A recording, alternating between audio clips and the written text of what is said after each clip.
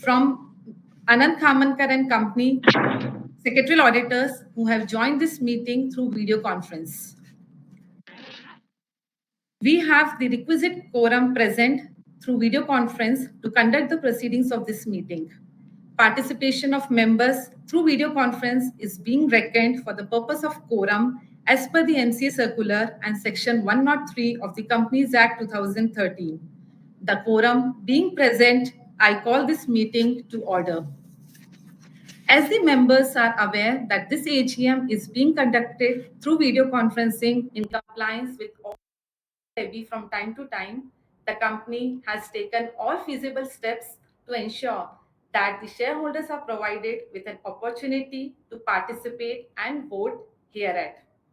The soft copy of the annual return and annual report has been sent to all the members holding shares in dematerialized mode and whose email addresses are available with the depository participants, as well as to the members holding shares in physical mode whose email addresses are registered with the company.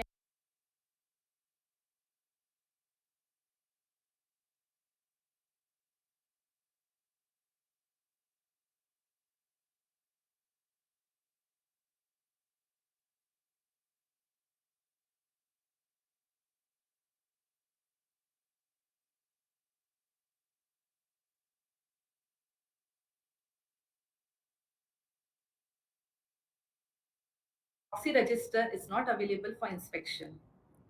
The company has received requests from few members to register them as speakers at the meeting. Accordingly, the floor will be open for these members to ask the questions or express their views. The moderator will facilitate this session once the floor is open for questions and answers. Members are requested to refer to the instructions provided in the notice for appearing on the video conference page, or else may reach out to the helpline number as provided in the notice. The company had provided the facility to cast their votes electronically on all resolutions given in the notice during the period 25th September 2023 till 27th September 2023. Voting will be in proportion to the shares held by the members as on the cutoff date, this being 21st September 2023. Members who did not or could not avail the remote e-voting and who are participating in this meeting will have an opportunity to cast their votes electronically during the AGM on all the proposed resolutions through KFIN InstaPoll mechanism. The InstaPoll facility will be activated at the end of the meeting. Once the opening of e-voting is announced, members can click on the Vote tab on the video conference screen to avail the feature. Members may please note that there will be no voting by show of hands. Now, I request the chairman, Mr. David Bradley, to deliver his speech. So thank you, and fellow colleagues. I'm delighted to address today the 33rd Annual General Meeting of Axiscades. As we all know, the past year, the 22-23 year, has been covered with global events from Russia invading Ukraine to unprecedented levels of inflation and the consequential economic slowdown that we've seen across the globe. And there's many other factors that has made the year challenging. Despite that, I am delighted to announce that we've really hit the milestone we've been striving for over the 4 years of my tenure as chairman, and we've achieved the magical, which is a significant growth on the prior year in excess of 24%. In IRM terms, this is over 33% growth. So it's been an incredible achievement by all of our operational teams, and I thank them and I thank our customers for their continued support after the difficulties we've had with the pandemic some years ago. The growth has come from our core sectors as well as our new endeavors into new markets, aerospace, defense, energy, and automotive have all seen growths in excess of 50%, which is again an incredible achievement and a testimony to the capabilities and qualities that we managed to retain during those difficult years we've had behind us.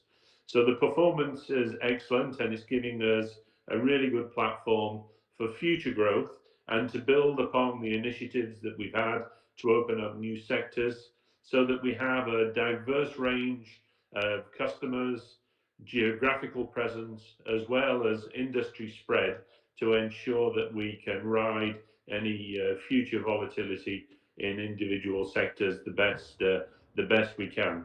So I think the company has got itself into an excellent position. The moves to really put digital first and to update our services have been well received by both core clients in aerospace, particularly with Airbus, as well as in those new sectors where we're using this as a spearhead to find new growth. So I'm comfortable to see that the company now has a balanced portfolio of sectors.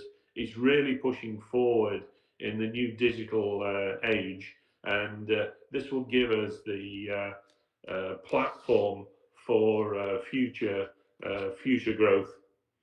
I'm particularly pleased that we have managed during the difficult times to remain loyal to our core value in protecting our employees, giving them future skills, future career opportunities, as well as directly supporting shareholder value creation by doing this. So we're a company that is moving forward with a dynamic platform, supporting everybody we interact with, our clients, our shareholders, stakeholders, our suppliers, and as I've previously said, our core staff and capabilities of the company. The year has also seen the acceleration of the integration of the very important acquisition that was initiated many years ago of Mistral. This really now is taking pace and is really giving us the belief in the strategic value of that acquisition that we took many years ago.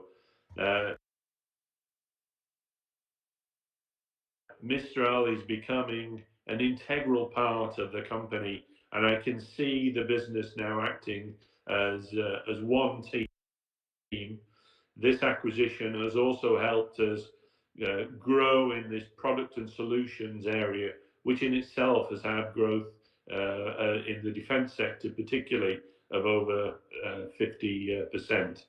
So this is helping add that diversity of clients, diversity of skills, bringing us into this industry 4.0 world, not just in theory, but in real hard practical terms.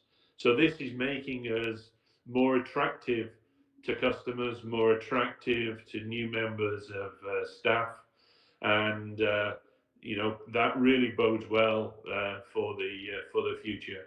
We're interacting with new customers all the time, and at each board meeting, we've had evidence from the CEO and his team that we are now making inroads into new customers globally, which bodes well for the future. So I may have had a 15-minute slot, but as always, I keep things brief. Hopefully, we will have more interactions during the question and answer session.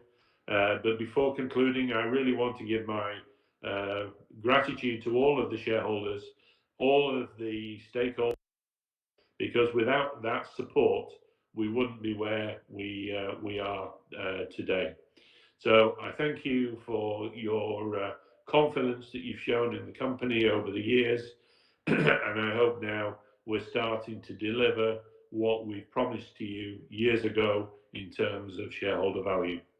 So, without any more of ado, I will pass over to Aaron, your CEO, to give us a little bit more detail into how we've achieved these things over the prior year. Aaron, thank you. Thank you very much, Mr. Bradley. Again, a warm welcome to all our shareholders. We are really grateful for your support, and all of you are our well-wishers, and you've been very supportive of the company, of the management. I want to thank the board for their wholehearted support in the success of the company. I want to thank Mr. David Bradley for his tenure as chairman and for giving us guidance through all the world events that he spoke about, which happened last year. I will present a few slides just to talk about some of the achievements in FY23 and also a brief roadmap in terms of what we're looking ahead in FY24. So, Mr. Moderator, if you could bring up the slides, please. Thank you. If you go to the next slide. Yeah, so if you look at the financial highlights, I just go, must have gone through this, I'm sure. Consolidated revenues of $101.8 million. In INR terms, it was 813.6 crores. In dollar terms, we grew 24.3% year on year, and in rupee terms, 33.7.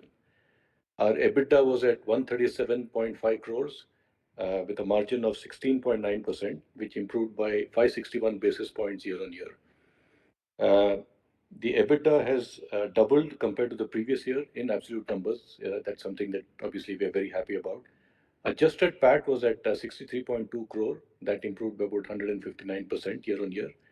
And the cash and cash equivalents were at 99.6 crore against 105.4 crores for the previous year. In terms of business highlights, Mr. Bradley touched upon some of them. But one of the things we talked about was client diversification. So we made very strong headway into customer diversification by acquiring new logos in FY23. 5% of our revenues in FY23 were from new customers, which sets the stage for further growth into the following year. Again, like he said, concluded the acquisition of Mistral Solutions, and this is a big fillip for us when it comes to our defense capabilities and also our product engineering and embedded semiconductor capabilities. We rolled out an integration plan with Mistral, which is getting executed in FY24. We also made significant investment in this year, this financial year, which is FY24, and of course through FY25 onwards. So the three strategic levers that we had was customer diversification, vertical diversification, and digital and embedded first. So we are well on the track of all three of those. In terms of some of the verticals, very specifically in aerospace, from our largest customer, Airbus, we had done a press release. We had won a $75 million contract, and that is ramping up as we speak in this financial year. So aerospace grew by 44.3% year on year. Heavy engineering was a little bit muted at about 2.2%. We saw that some of the macro situations were having an impact on some of the infrastructure spending, but we are starting to see recovery happening in FY24. Our product engineering services or semiconductor, that grew at about 33.5%. And of course, the semiconductor space is strong, and there's silicon everywhere, so we expect that to be a core competency. Automotive, which is the fastest growing vertical amongst all verticals in ER&D, we are very glad that we made inroads into automotive, and we acquired some new logos there, and we grew at about 65.2% on the back of new logos. Energy, again, was a new vertical that we diversified into. Again, a 51.1% year-on-year growth. And we expect both automotive and energy to provide us the fuel for further progress, along with obviously the existing verticals that we have of aerospace, heavy engineering, semiconductor, and of course strategic tech solutions, which is the defense business for us. That grew at about 51.3%. The defense spending in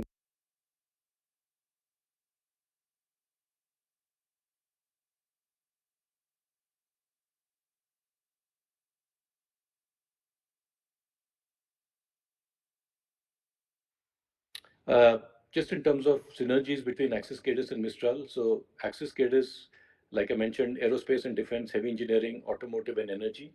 These are verticals in which we are very strong. We have marquee clients with all of them, and we are seeing very good traction. Mistral is in three areas. One is product engineering, which is pretty much the semiconductor space that we operate in. And again, we work with some of the world's best semiconductor companies. Aerospace and defense, we have a very, very good capability here. We have end-to-end product engineering skills right from R&D to production. And this is going to be a strong growth lever for us. And of course, homeland security, with the advancement of technology, with drones coming in, the homeland security space is becoming very exciting, and that's an area that we have a lot of focus as well.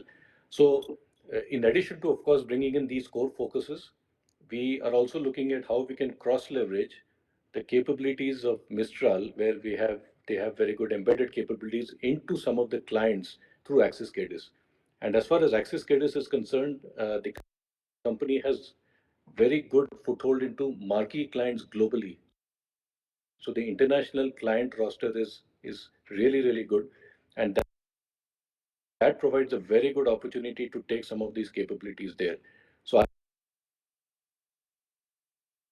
together, we will be able to add much, much more value to our customers and to the industry. Next slide, please. I just wanted to give you an update on CSR. So we worked with three foundations last year: Srini Ketna School, Snehadeep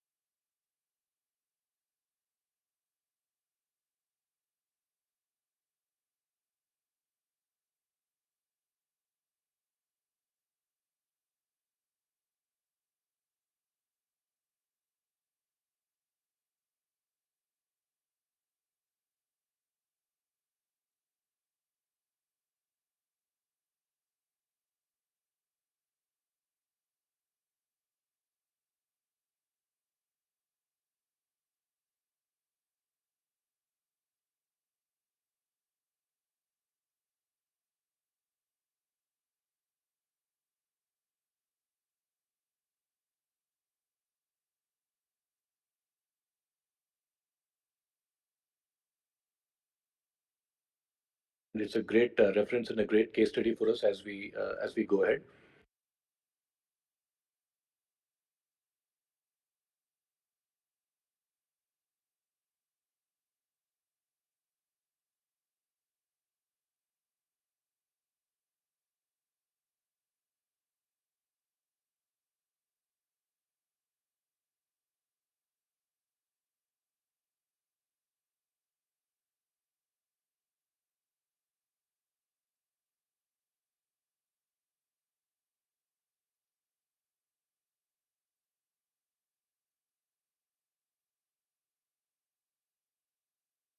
So we have focused both on renewable sector, which again,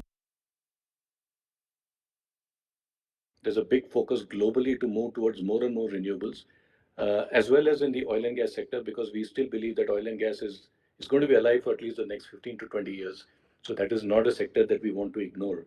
And especially after the Ukraine crisis, which Mr. Bradley talked about, there has been an energy security issue in Europe, and that is driving a lot of investment.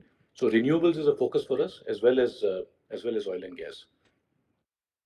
In terms of customer diversification, we are looking at how we can, like I said, synergize between Axiscades and Mistral. There's strong competencies on AR, VR, and radar and avionics, which we are taking across to our defense customers as well as to our commercial customers. And things like autonomous driving in an automotive, for example, are all on the back of radar technology. So some of the very good radar capabilities that we have is now directly relevant to sectors like automotive, sectors like heavy engineering. So that's a focus area. Uh, we're looking at making inroads into automotive customers, both through Axiscades, through Ad Solutions, and through Mistral. So we're looking at both hardware, we're looking at embedded electronics and software. So all of these three are areas. And of course, we're looking at cost optimization to customers with automation, best cost location, solution architecture, etc.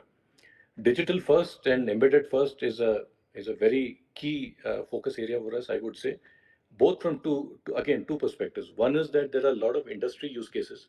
A lot of our customers are obviously adopting digital to look at how they can offer a better customer experience and also better design their engineering products. So that is a big focus area for us. We are working with some of our marquee customers on those use cases. So these are very industry relevant scenarios.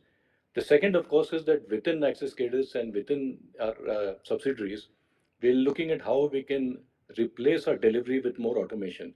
This obviously is something which will benefit us significantly from a cost perspective, make us much more profitable and make us much more smarter. And beyond that, it will also make our delivery more predictable and the quality of the delivery improves as well. So we are looking at things like Gen AI, and I'll talk about some of that later in terms of how we can look at specific use cases where Gen AI can come in and where we can optimize our delivery as well as add value to our customers. Next slide, please. Uh, just a 12-month roadmap in terms of how we charted it out for this year. So one is the business integration. This is, like I said, integration of Mistral into Axiscades. That is well on its way. We have this year strengthened the team. We have added a few key hires. We have made addition in sales. We got a new CHRO, Chief Human Resources Officer. We have a new Chief Risk Officer, a new controller. So there's a lot of investments we're making in augmenting the team and the key leadership. And these are people who come from very, very reputed organizations. So they're bringing best practices and great experience. So we believe this will be a catalyst for change as far as the company is concerned. Acquisition of Ad Solutions, I talked about. This is something that we believe will give us, obviously, access into the very, very important German automotive market. Because if you look at automotive, Germany is the mecca of automotives. And it's very hard to get into automotives in Germany unless one makes an acquisition.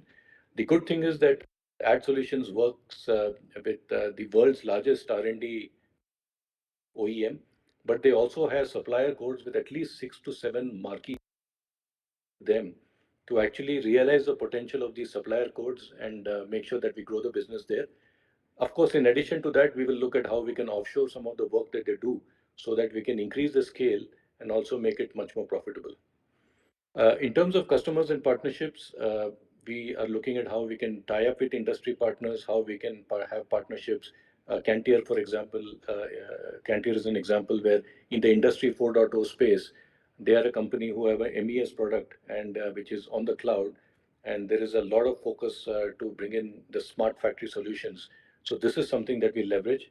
There are more examples like this where we're tying up with institutions so that we can take this forward. The other example is with the Amar Raja Group, where they have a lot of manufacturing capabilities. And so far, we have been present with our customers in services and in engineering.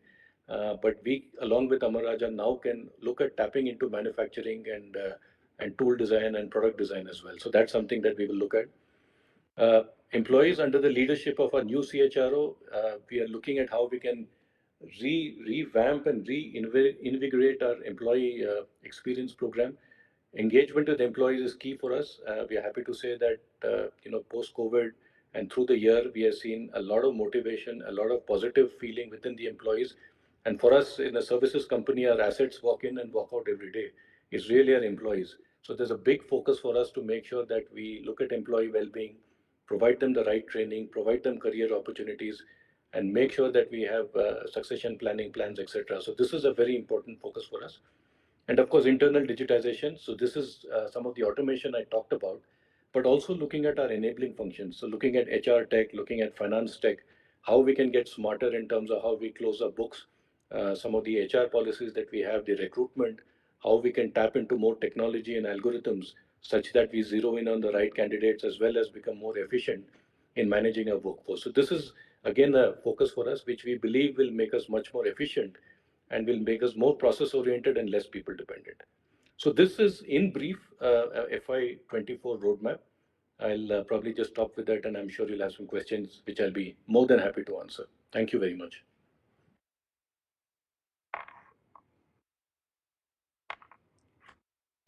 Thank you, sir.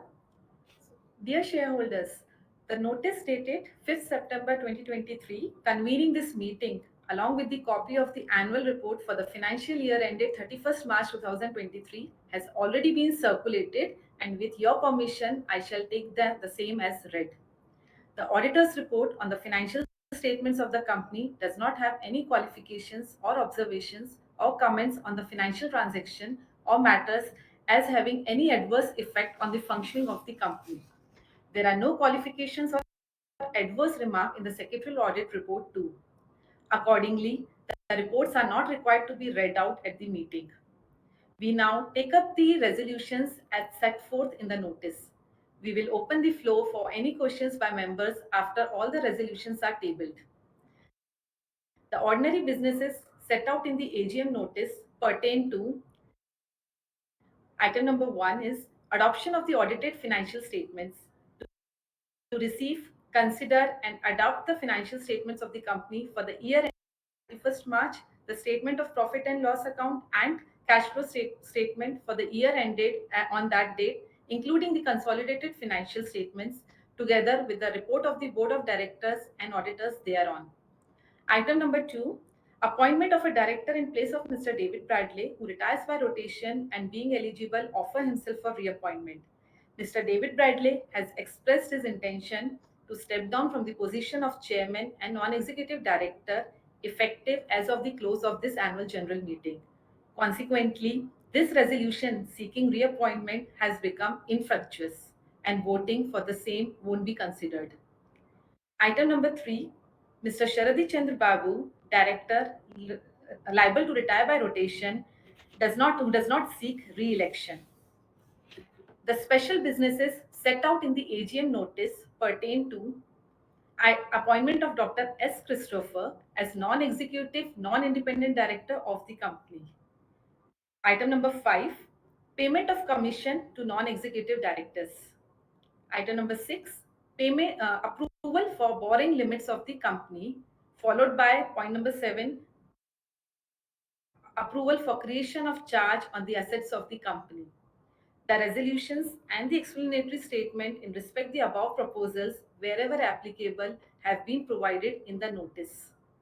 Now, before we go live with the Q&A, here are some points to note for your convenience. Members are requested to keep their questions brief and specific. The moderator will facilitate the questions on the video feature. When your name is announced, kindly unmute yourself and proceed to ask your question.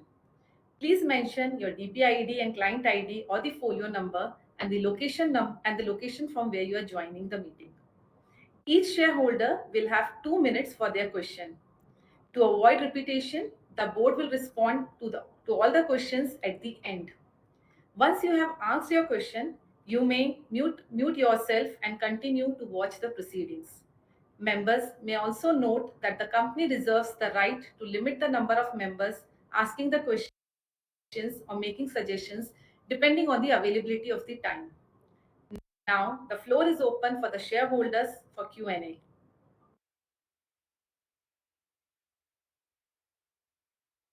Thank you, madam. We will start the speaker session now. The first speaker for the day is Mr. Vinay Vishnu Bhide. Mr. Vinay Vishnu Bhide. Mr. Vinay Vishnu Bhide is not available at present in the meeting. So we will move on to the second speaker of the day, Mr. Ankur Chanda. Mr. Ankur Chanda, please unmute yourself, switch on your camera if possible, and speak, please. Am I audible? Yeah, you are audible, sir. You can proceed with your question, please. Hello everyone. Sir मैं ये पूछना चाहूँगा कि company है लगातार study है पिछले साल को छोड़ के पिछले साल भी अगर प्रॉफिट है तो बहुत थोड़ा है लेकिन लगातार 4-5 अंकुर जी, आपकी वॉइस बहुत धीमी आ रही है. Can you be little loud, please? मैं कह रहा था सर कि मैं ये कहना चाह रहा था कि हमारी कंपनी जो है लगातार लॉसेज में चल रही है पिछले 4-5 साल से। अगर लास्ट ईयर को छोड़ते हैं उसमें भी 2-3 करोड़ जो प्रॉफिट है, नहीं तो लगातार लॉसेज में चल रही है। और डिविडेंड तो हमने कभी दिया ही नहीं है मेरे ख्याल से। 2000 से तो मैं भी देख रहा हूँ कि डिविडेंड कोई नहीं दिया हुआ है। ठीक है सर, तो मतलब इस तरह कब तक चलेगा सर? मतलब अगर ऐसी कोशिश करते रहे तो एक दिन तो हम कंपनी बंद करने का आ जाएंगे। तो मुझे इस बारे में बताइएगा कब हम प्रॉफिट में आएंगे। और दूसरा, हमारा जो सीएस डिपार्टमेंट है सर, इनको इंस्ट्रक्शन भी दीजिए कि कोई शेयर होल्डर के कॉन्टेक्ट में कोई अगर क्रेडेंशियल होती है या कुछ भी है, मतलब वो कुछ मतलब हमारे से कम्युनिकेट ही नहीं करते। हम कोशिश करें, हम उन्होंने हाथ बढ़ाए नहीं आज तक कि भाई हाँ कोई शेयर होल्डर मिल जाए। तो मुझे ये थोड़ा सा यही बातें बताइएगा बस, और मैं कुछ नहीं कहना चाह रहा। धन्यवाद। Thank you, Mr. Ankur Chanda, for your questions. We will move on to the next speaker, third speaker of the day, Mr. Manjit Singh. Mr. Manjit Singh, may I request you to unmute yourself, switch on your camera and speak, please. As there is no response from Mr. Manjit Singh, we will go to the fourth speaker, Sarvajit Singh. Sarvajit Singh, no response from Mr. Sarvajit Singh. We will go to the next speaker, Mr. Gagan Kumar. Mr. Gagan Kumar, no response from Mr. Gagan Kumar. We will go to the next sixth speaker of the day, Miss Celestine Elizabeth Mascarenas. Miss Celestine Elizabeth Mascarenas, no response from Madam. We will go to the next speaker, Ashok Kumar Jain. Mr. Ashok Kumar Jain, no response from Mr. Ashok Kumar Jain. We will go to the eighth speaker of the day, Chetan Chadda. Mr. Chetan Chadda, no response from Mr. Chetan Chadda. We will go to the next speaker, Krishan Lal Chadda. Krishan Lal Chadda, no response from Mr. Krishan Lal Chadda. We will go to the next speaker, 10th speaker of the day, Praveen Kumar. Praveen Kumar, no response from Mr. Praveen Kumar. Shripal Singh Mohanot, no response from Shripal Singh Mohanot. We will go to the representative of Naveen Botra and Sons HUF. Naveen Botra and Sons HUF. We request you to unmute yourself and speak, please.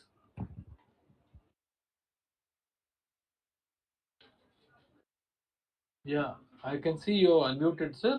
You can speak now.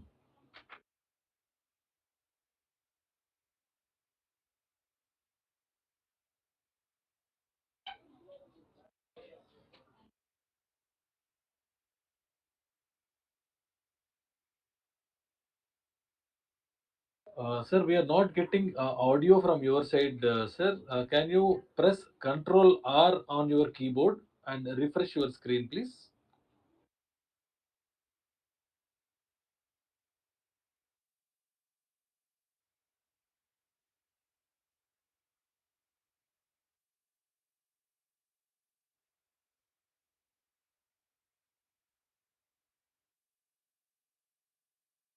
Without switching the video, you can speak, Mr. Naveen.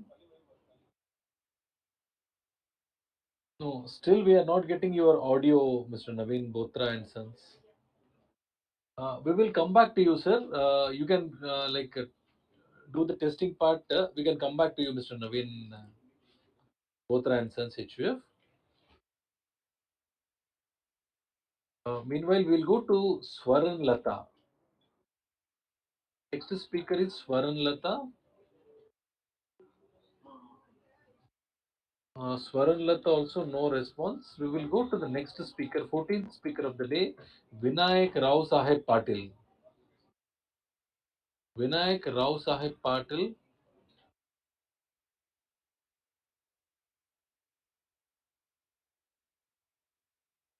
Am I audible? You are audible, sir. You can proceed with your question, please. Yeah, hi. I have this is my question. I have been following performance, and it's evident that there has been a remarkable turnaround here under the new leadership here. So it's really impressive to see the kind of positive results, the positive trends what we see. So as a shareholder, I'm eager to understand the factors driving this remarkable transformation. Yeah. Yeah, thanks for your question, sir. We will move on to the next speaker, Vinod Kumar Rajagopalan from Bangalore. Mr. Vinod Kumar, you can unmute yourself, switch on your camera if possible, and speak, please.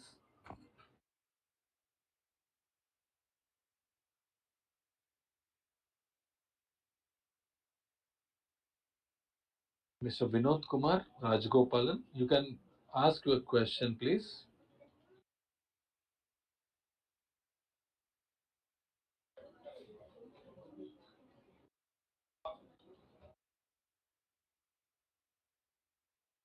I think there is a problem with Mr. Vinod Kumar Rajgopalan. We will go back to him once again after all speakers are done.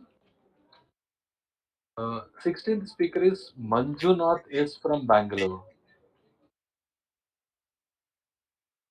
Manjunath S from Bangalore.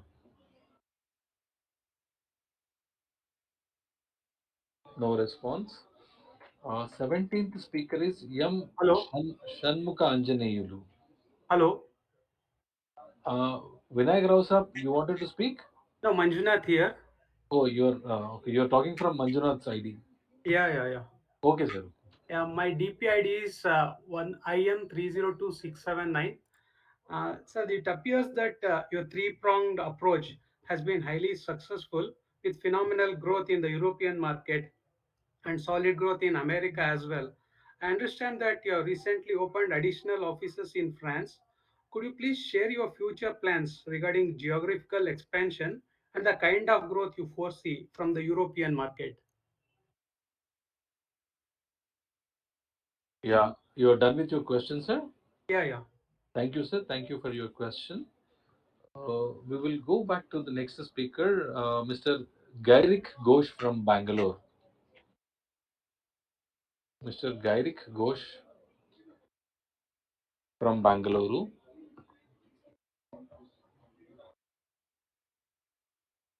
Gairik Ghosh ji, Yeah, am I audible? you are audible, sir. You can proceed with your question, please.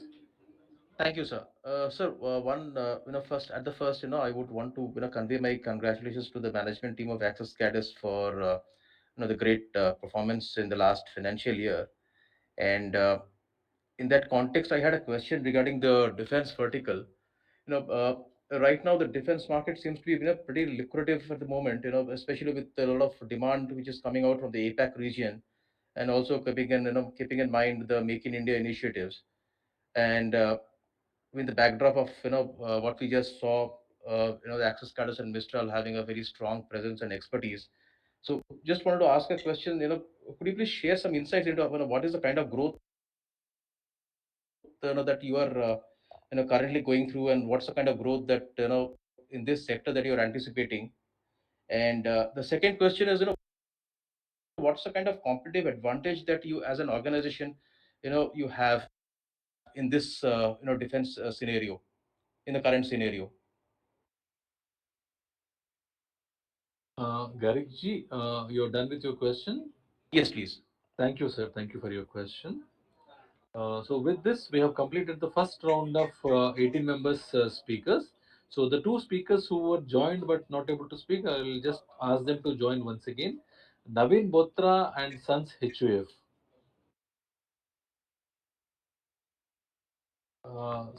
Sir, you can unmute yourself and speak, please.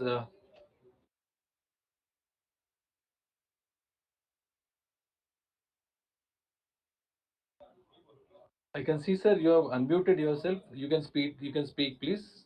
No need to switch on the video, sir. In case if your bandwidth is not enough to switch on the video.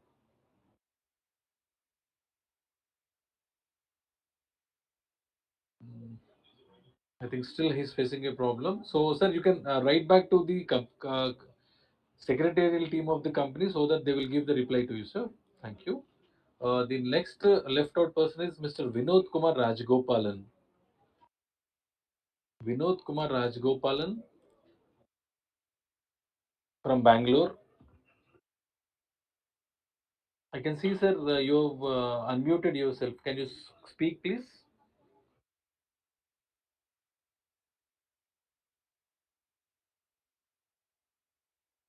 Okay, there is a problem with Mr. Vinod Kumar Rajgopalan as well. Sir, you can.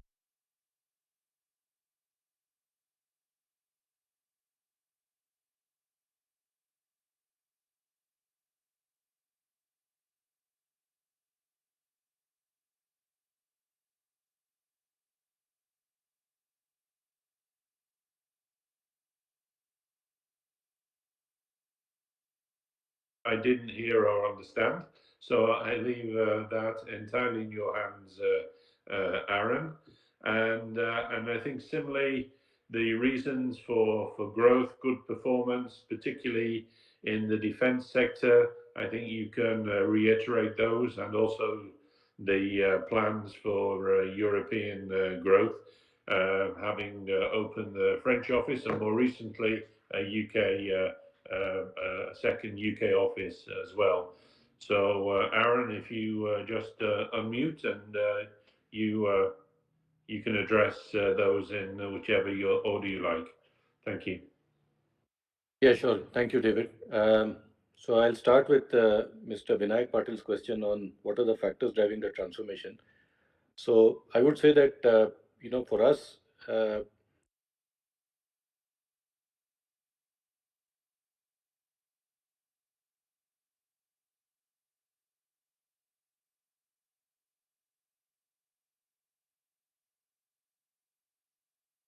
one of the things that we are seeing is that the presence in these verticals is driving faster growth.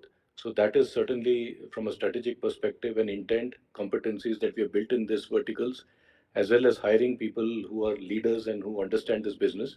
That is allowing us to go to customers in these verticals and win and look at new business. So that is certainly something which is giving us alternatives to the existing strengths that we have, which is driving the growth. The second thing I would say very firmly is that our focus on digital and embedded.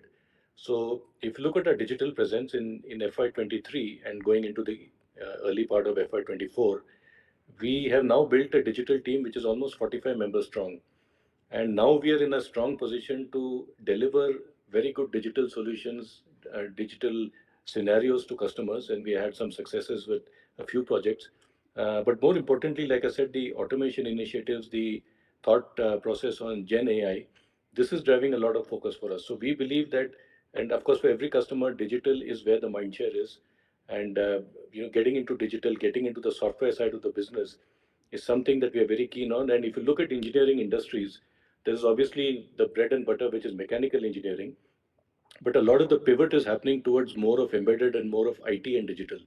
And these are competencies that we're developing. So we're able to address these new areas, which is where customers are spending their money and which is where the profits are also bigger, I would say. So this is the second lever on which we are able to sort of leverage on. The third thing I would say is that our sales and account management, this is something that we have strengthened. We have hired people who can look at new logos at the hunting business. And with this, we are able to address new opportunities, new clients, new verticals. In addition to obviously strengthening our account management, we looked at sales leadership programs. We looked at tools that we have acquired, which will enable the salesperson to go out and get the growth. I think this is the third thing that has come in. And I think the last, and I would say that 18 months now, we still believe that there's a long way to go, but we have made the first few steps and we are addressing them in phases. So I think Horizon 1 has been about getting into new verticals, focusing on digital, building a sales team. Horizon 2 will be about scaling up these businesses, about looking at large deals, and about looking at how we can get leadership position and get more digital and more embedded as a percentage of our company's revenues. So these are the factors I would say which have been driving the transformation. In terms of the next question, which is from Mr. Manjunath S, which is on future plans from a geo expansion perspective, and also what our plans for Europe are.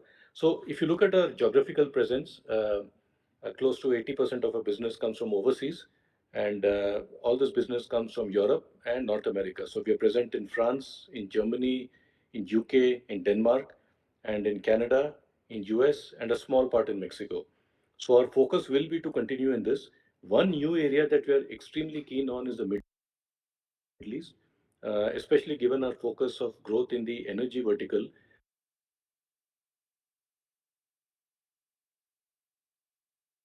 Energy companies, refineries, tier ones, which are Middle East based, very aggressively growing in the Middle East. So that will come with the energy business. As far as Europe is concerned, of course, with Ad Solutions, our position in Germany is further consolidated. So we will be looking at more German business. In addition to that, we have some very good clients in automotive, specifically in UK. So we see our UK presence going. So in fact, we are going to be opening a new office in the UK sometime next month. So we already have one office. We'll be opening another office for a customer. So we see the UK market growing significantly. And with renewables, we see growth coming from the Nordics because there's a much bigger push when it comes to clean energy from the Nordic countries. So we will see more focus on the Nordics. And of course, France for us is, I would say, our home ground now because we've been working there for the last 15 years. And our biggest customer, which is Airbus, is of course based out of France, Germany, and UK, but the big base is in France. So for us, France will always be a very big market. So this is as far as Europe is concerned. As far as the next question is concerned, Garrick, this is on your question on defense, and you were asking about what kind of growth plans we have and what's our competitive advantage. So for us, defense is a big driver. And if you look at the model in which we operate, we bid for projects in defense. We go through a phase which we call the R&D phase. So that typically lasts on an average anywhere between 2 to 3 years. So this is where we develop a product, where we develop a prototype, we manufacture it, the prototype that is, and we do the certification along with the relevant defense organization, whether it's a lab or the MOD. And once that is done and the part is certified, then we move into production. So depending on where the component goes,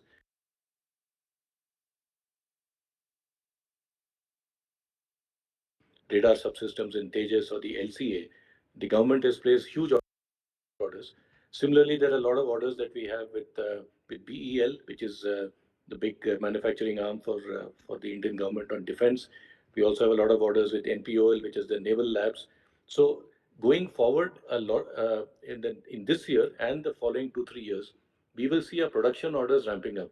So this is on the back of a lot of R&D wins that we have had, a lot of part certifications that we have, and we will see the production ramping up starting FY24 for the next 3 to 4 years at least. And we have a very large order book in terms of production over the next 10 years. But we will see production ramping up. And the good news with that is that production comes at very high margins because it's in the R&D phase where we actually put in a lot of investment and a lot of our effort. In addition to this, we have very good competencies in the anti-drone systems. So this is something where we have very large orders from the Indian Army, from the Northern Command. So we are in the process of going through trials and certifications. And this is a core competency. I'm very glad to say that we are the first company which is able to manufacture and supply anti-drone devices at scale. There's obviously been one or two small components which have been available, but this is something which will go into the border areas and which will go in scale. So this is a core competency that we have. This in addition to the focus that we have on drones, where we are specifically looking at tethered drones as well as large payload drones. We believe that makes it a very compelling advantage and gives us a competitive advantage. And in addition to this, we also work beyond Indian defense. We work with global, some of the major French defense companies like Thales, MBD, etc., where, as part of their Make in India initiatives, we develop test benches, we've done avionics upgrades. So we have very good presence with them, and that comes from our Axiscades defense subsidiary. So for us, obviously the Indian defense market is large and lucrative, provides many opportunities, but we also have a global footprint when it comes to defense, which is something which is unique to us. And of course, the attempt will be, as we go forward in defense, to try and see, along with India, how we can cater to the global defense opportunities as well. And the last question from Mr. Ankur Chadda, I think your question in Hindi, this is the one David didn't understand, was we've been making losses for the last year, from the last few years. When is this going to stop and how will this continue? That was part one. Part two was, on the CS department, the company secretary, where they said, I think what he was saying is we are not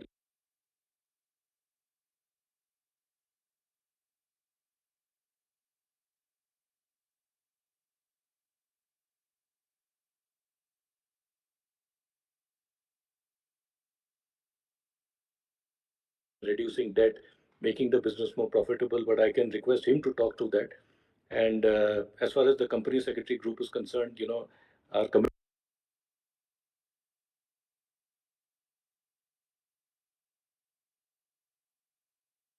more in touch with our company. But for the first part, Sashi, can I please invite you?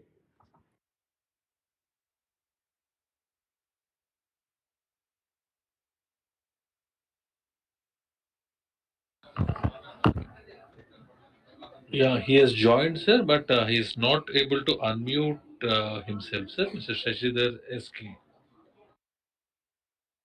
Okay, so I'll try and answer that question. So, the focus that we have is that we are looking at how we can obviously become self-sufficient from a cash generative perspective. Uh, as we look at our business going forward, we are making sure that all the deals that we acquire are profitable for us. Of course, because we are a growing company, we're also looking at hiring more people. So we need to invest in that because if we need to realize new opportunities, new potential, we will need to hire people, and that will obviously take an expense.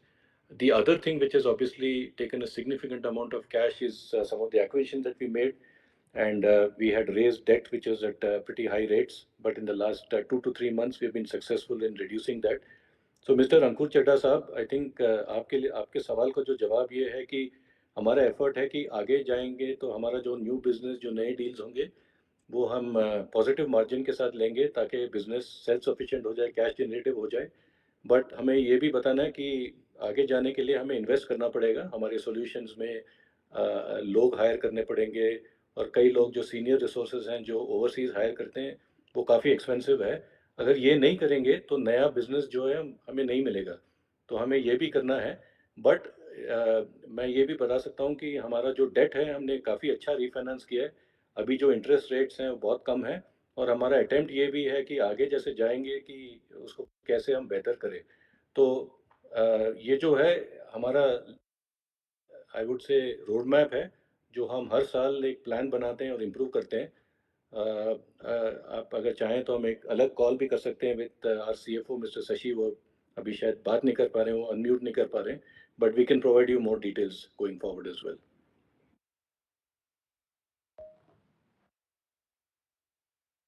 And I think just on that first question, it is always a balance between growth and short-term cash generation that will help reduce interest and move us towards distributing funds to shareholders. The one thing I can see now is that Axiscades is no longer considered a niche offshore, what used to be called years ago a low-cost provider. It's starting to move into the core of the engineering service providers for some of these large global OEMs, and that's due to the retention and the development of the capability that Aaron has talked about, and also about the investment which is needed cash in new geographical locations and the new hires that again Aaron has just explained. I think this is the next phase of growth. We're no longer that offshore provider. We are a core engineering provider.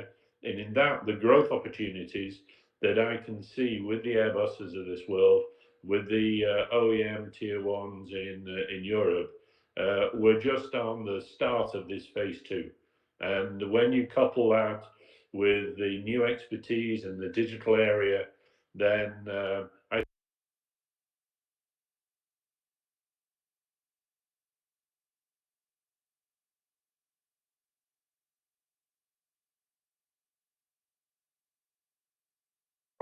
that will pay dividends in the future for the real growth of this business.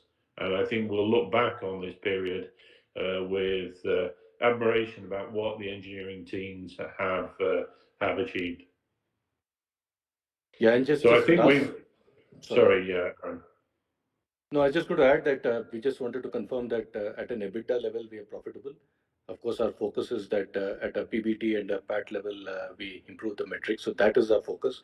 And of course, the reason we are not paying any dividends is because we are reinvesting back in the business.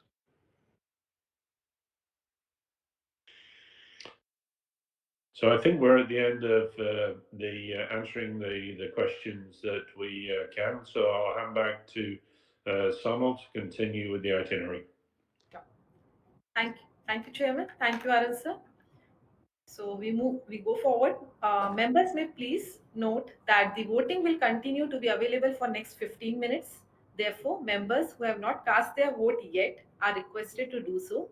The board has appointed Mr. Anand Khamankar of Messer Anand B. Khamankar, practicing company secretary, for scrutinizing the e-voting process in a fair and transparent manner. Once all of you have cast your votes will be counted by the scrutinizer.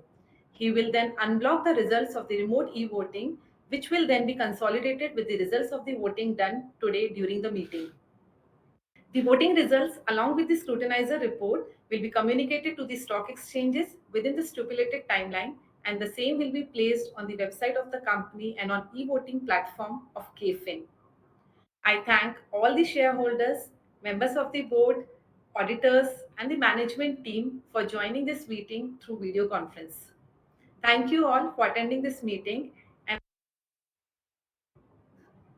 Thank you very much.